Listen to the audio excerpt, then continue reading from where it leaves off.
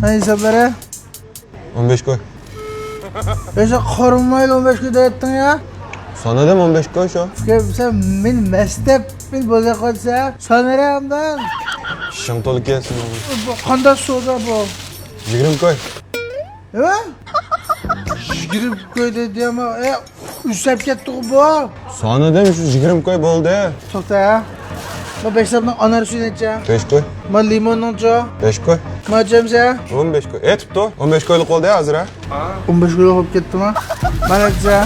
Bu 6 koy. 21 koyluk oldu ya hazır ha. 21 koy hop gitti ya ma o.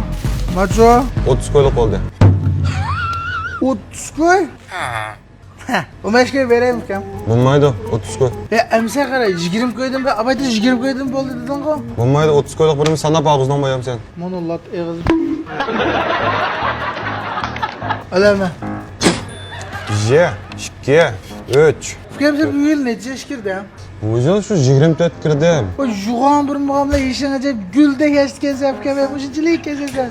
Bizden sal xerçiray olgan bilen lekin yeşim kichik mening ma. 24 yaşamaz mı? 24 de baka ağzın bir kildu. 24. 25, 26, 27, 28, 29, 30. Sıra? Sen ma ikki oyuncak vurupsan. Ben çok salamam. Yama insanlar yama ustu balayıcımı sen. Sodan yaşıp kesuf kemey. Ben anladım ha. Akıllık mı?